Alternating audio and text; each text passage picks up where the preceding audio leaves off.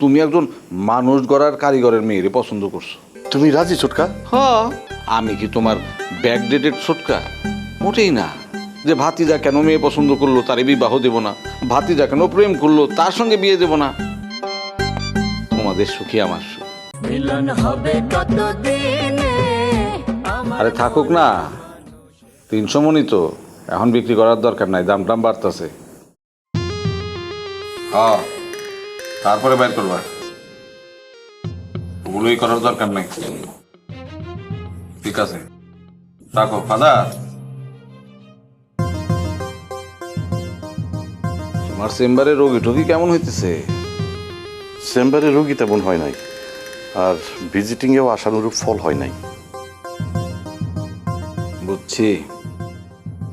ওই পাইনা ডাক্তারের চেম্বারটা ক্লোজ করায় দিতে হইব। ওই চেম্বার ক্লোজ না করা পর্যন্ত তোমার চেম্বারে রোগী আসবে না। আমারও তাই মনে হয়। চিন্তা করো না, সব ঠিক করে ফেলবো। তুমি বিয়ার কাজটা সেরে ফেলাও। এটা কি কও চাচা? কেন? তোমার বয়সে তোমার আব্বা তো তোমাকে 2 ভাইরে জন্ম দিয়া ফেলাইছিল। তা ঠিক আছে, কিন্তু না মানে আমি চাইছিলাম চেম্বারটা জমায়ে। দরকারটা কি? ঘরে অভাব আছে? তুমি খালি হ্যাঁ বলো, আমি ঘটক লাগাই দিতেছি। ঘটক লাগবো না, আমার একজনের পছন্দ হয়। কারে পছন্দ হয় ফাদার? ওই খবির চাচার মায়া ত্রিনারে আমার খুব পছন্দ হয়।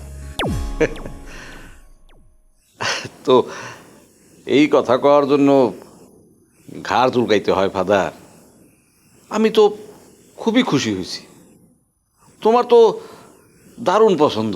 তুমি একজন মানুষ গড়ার কারিগরের মেয়েরে পছন্দ করছো। আমি হাইলি প্লিজ হয়েছি ফাদার। তুমি রাজি ছোটকা? হ্যাঁ। তোমার কি মনে হয় আমি কি তোমার ব্যাকডেটেড ছোটকা? মোটেই না। যে ভাতিজা কেন মেয়ে পছন্দ করলো তারে বিবাহ দেব না, ভাতিজা কেন প্রেম করলো তার সঙ্গে বিয়ে দেব না। ফাদার, তোমাদের সুখী আমার সুখ। আমার সব কিছু তোমাদেরই। যাও, মনে মনে বিবাহের প্রস্তুতি নাও।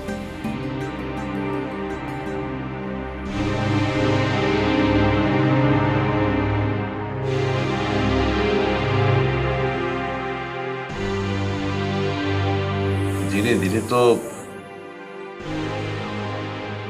সব হাতের মুঠায় চলে আসতেছে।